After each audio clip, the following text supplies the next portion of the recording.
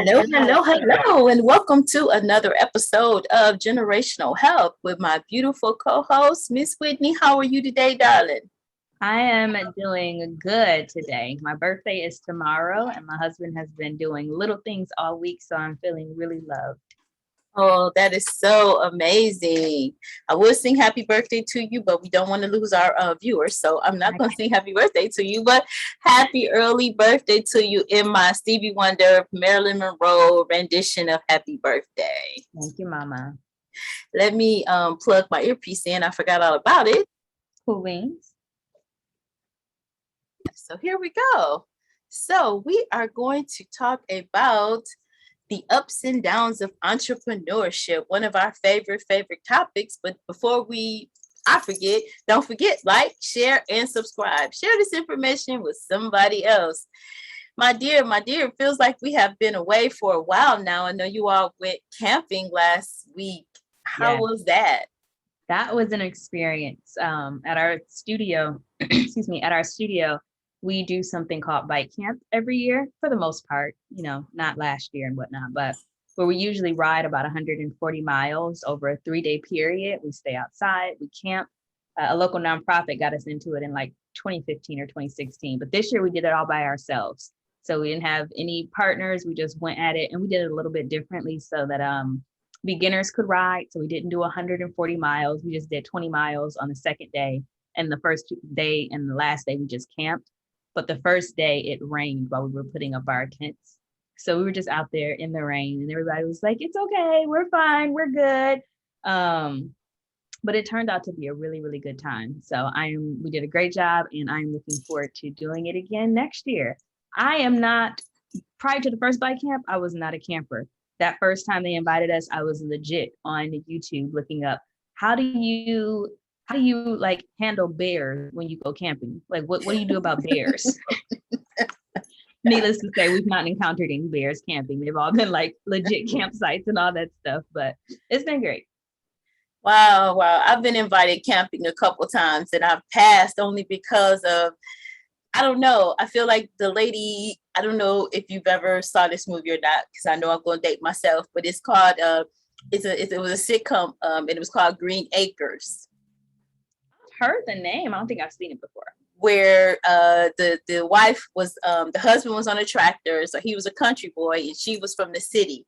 And the song goes, Green Acres is the place to be, far loving is something for me, something about give me back something. I can't think of the name of how the words go, but it's Green Acres is the place to be, where she has her furs and her meats on, and he snatches her up from New York, and he takes her to the country where he loves to be, and she's learning how to be in the country, and she's a city girl. And that's what I feel like. I'm like, oh, I love to be in a place like the city, but like the country close to the city.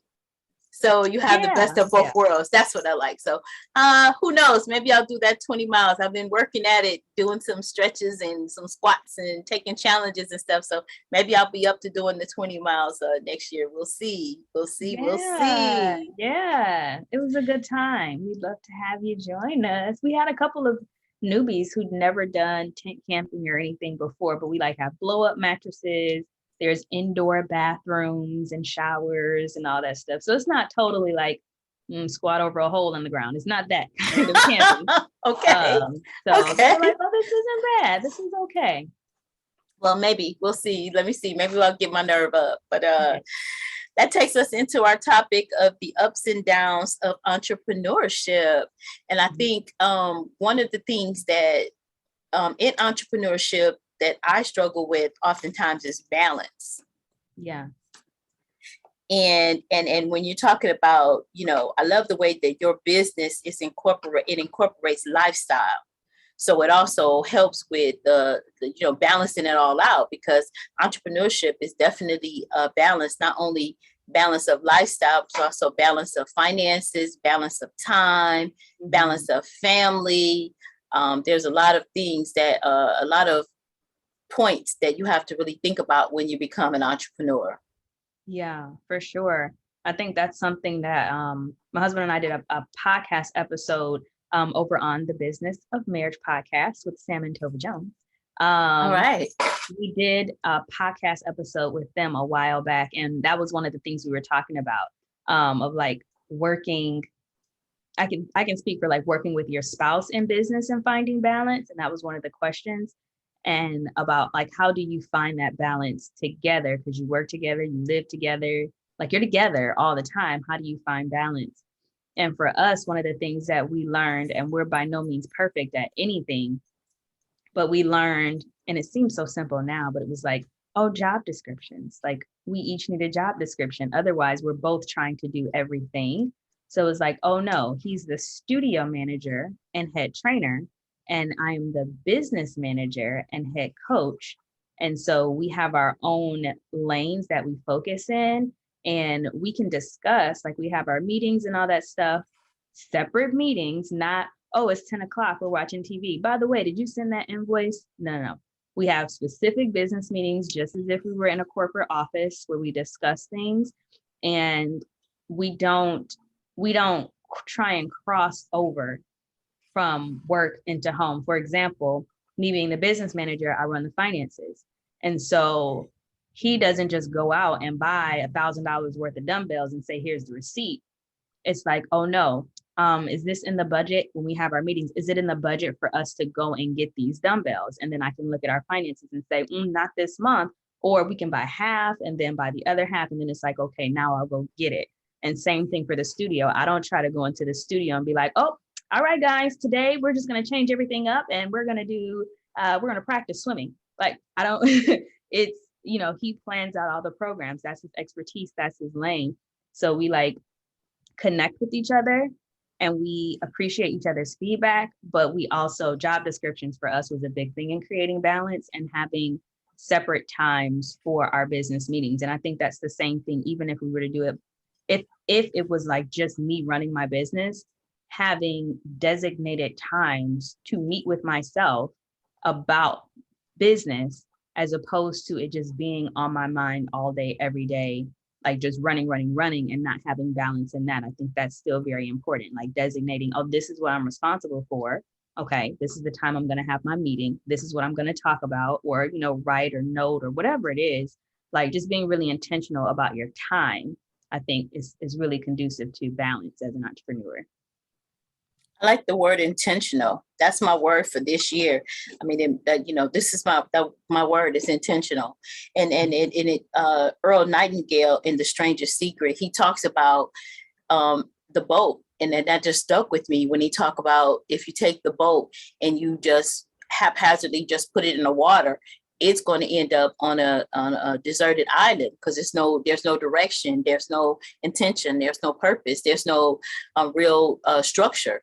But I love what you said. These were some great points, and I hope our listeners are writing down these notes because these are jewels that you're dropping when you say that about. And I often wondered, and you just gave us a little glimpse into the life of an entrepreneurial couple. A successful, let me go back, a successful entrepreneurial couple, because these are things that people, I mean, they fight about, the team ends up breaking up or the marriage ends up suffering because you don't have these, some people just don't know what they don't know. And that's why these podcasts like this are so key and so important because again, like I said, sometimes there's some things that you just don't know, and I didn't until you just mentioned it. I mean, I don't have a partner at this point as far as a, male life partner, male, husband or anything like that. So, but coming to this, I can see where this got in the, this interfered with me having a successful marriage, me being an entrepreneur and my ex-husband being a 9-to-5. We didn't speak each other's language. So we had no type of, some things, we just kind of automatically, organically did, to support one another. But for the most part, we were speaking a foreign language in our own home. That's really good. I think from a generational standpoint, in terms of like how you were talking about, I don't remember which episode we did, but about how like knowledge is transferable, like down to your children, but also up to your parents. And it's like, it's fluid essentially, because I don't think I learned that until literally experience of us being like, okay, we feel like we're always on. And like, we feel like our marriage is suffering and that's even with just both of us having an entrepreneurial mind and still being on that same page of like, it's suffering because we're always on. Like, how can we figure out how to put as much into our marriage as we're putting into our business and what's required to do that? And that's when we had to have those tough conversations about like, no, like we can't talk about business around the dinner table. Like, that's dinner, that's family time. And like, I don't think some of that stuff you just don't know until you literally learn it and be like, okay, well, what's the precedent we're going to set in our house for how we handle our business and our home? What do we want our daughter to see? What do we want her to experience as, you know, a child of an entrepreneurial couple?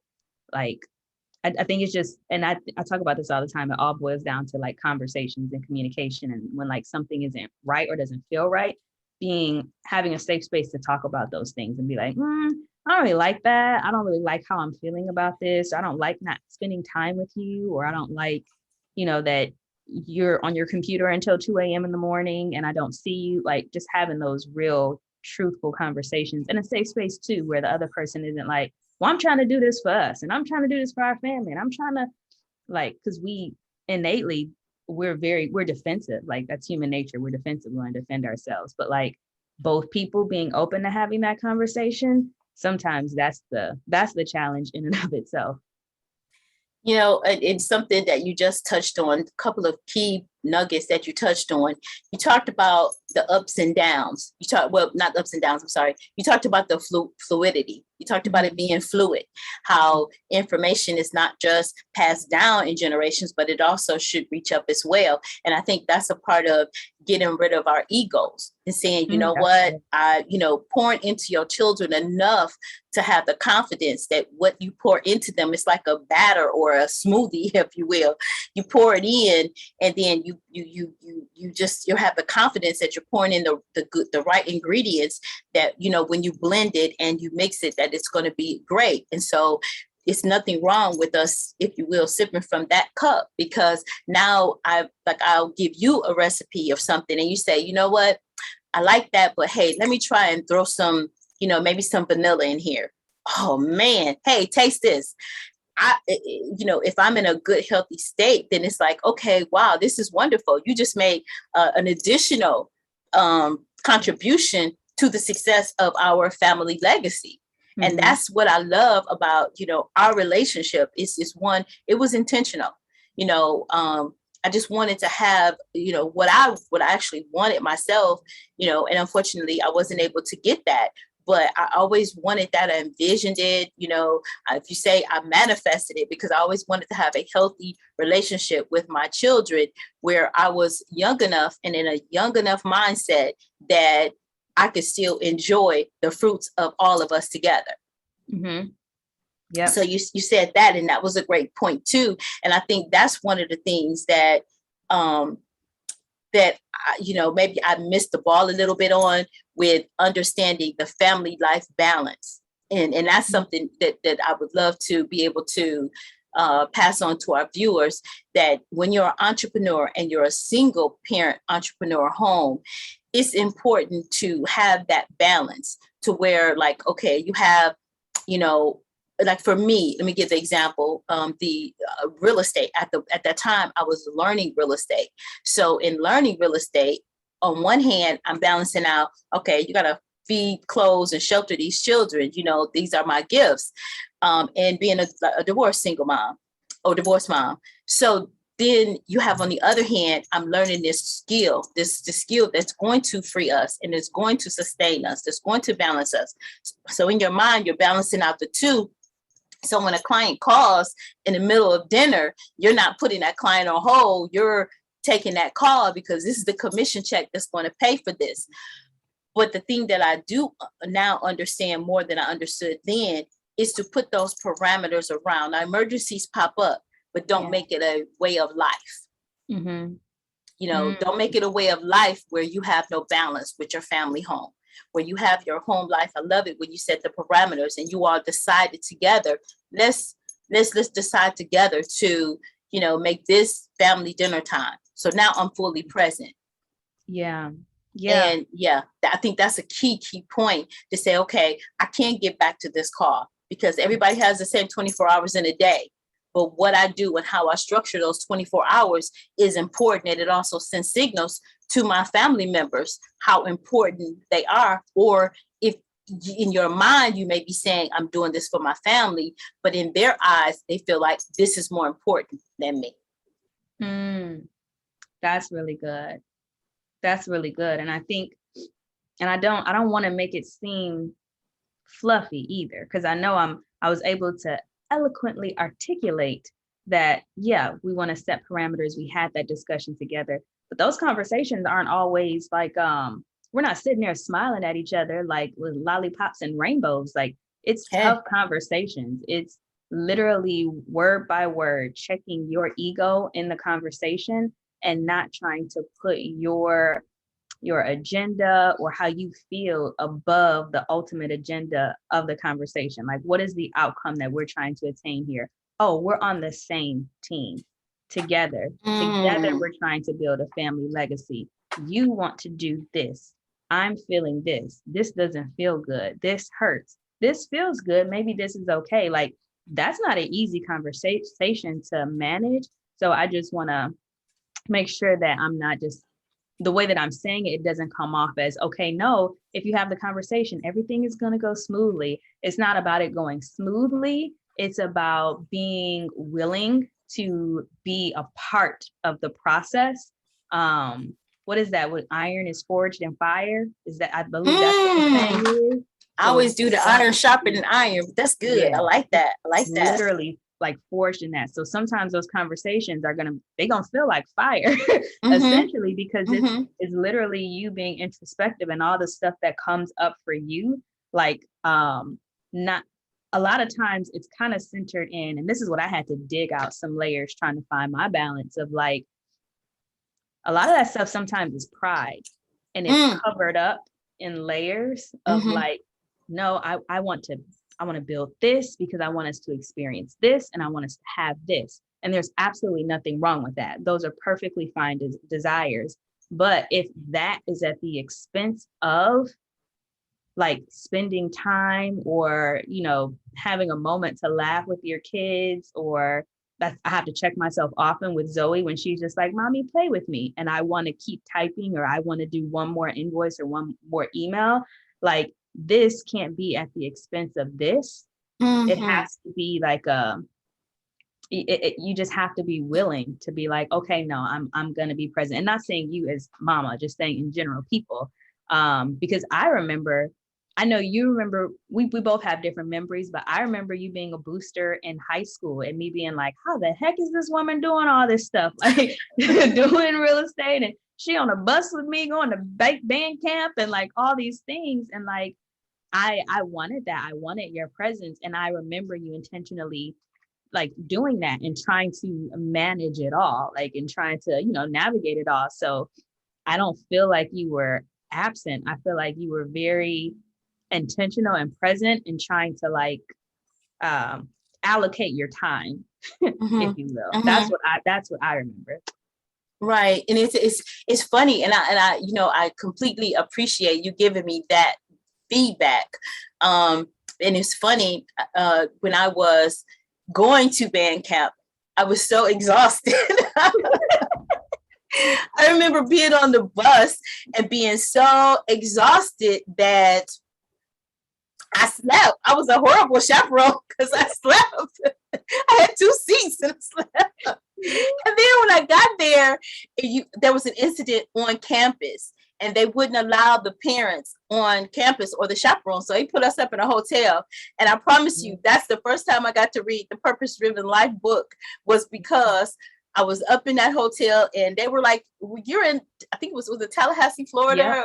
Or they were like, you're not going to go and enjoy and whatever. I said, roll me over, bring me food and leave me alone.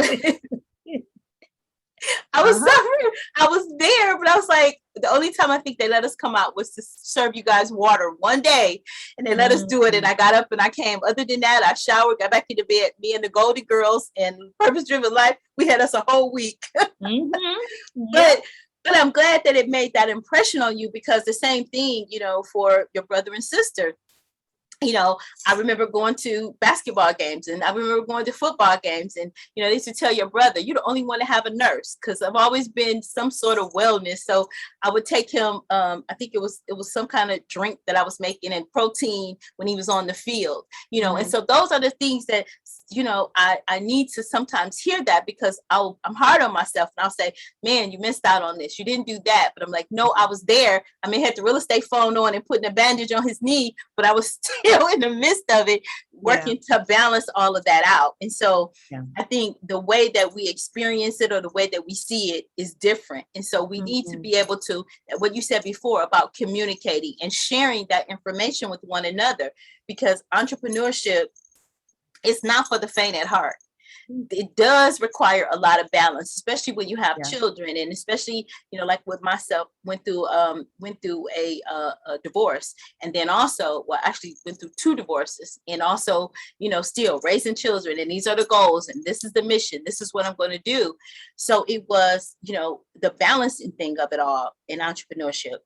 Being able to balance it all is, again, like I said, it's not for the faint at heart, but you have to keep your why in mind. What is your why? Yeah. What is your purpose? What is your reason? And keep good, positive people around you. Have a village of people to help you, coaches and mentors, and just, and of course, above all things, I had my faith and I prayed. Yeah, that's good. And so, I love our conversations on entrepreneurship, and maybe we'll keep the series going, because there's a lot of pieces and components to hit in entrepreneurship. And excuse me, I know we're still working through how to be successful in navigating everything. But the thing that I can see at this point, as you keep climbing up that hill, and as you keep climbing, sometimes like rock climbing, your feet may slide. And, you may feel like uneasy, and you may tremble, and you may shake. But if you just know that your purpose, and you keep your goals in mind, you keep your vision in mind, and all, you just keep going. And sometimes you might have to just hold there and shake for a minute, breathe, and let it pass. But then you just take that next step, and you will reach your goal. That's being focused. If you're focused and you just keep going, sometimes you might be on the wrong side of the mountain, and you have to, scooch over, whatever, but just scooch over, and then just keep climbing. You know what I'm saying? And you will ultimately reach that goal. There is no way that you can't. That's just the principles of success. So, like, looking at from this point, in this vantage point, it's amazing and it's incredible. And I'm actually now, for the first time, because of the coaches and the positive people that I have in my life now, I am now excited about the journey. That's the last point that I want to make, in this conversation, is to enjoy the journey. Learn what it is to enjoy the journey. And the other thing too is, if you are not enjoying the journey, find out what is it.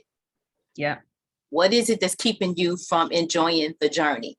And that means pouring in the things that you need to pour into yourself to continue to personally and professionally develop, So I want us to continue this conversation, because this one, you and I both, we have this, like, entrepreneurship. It's just in our blood.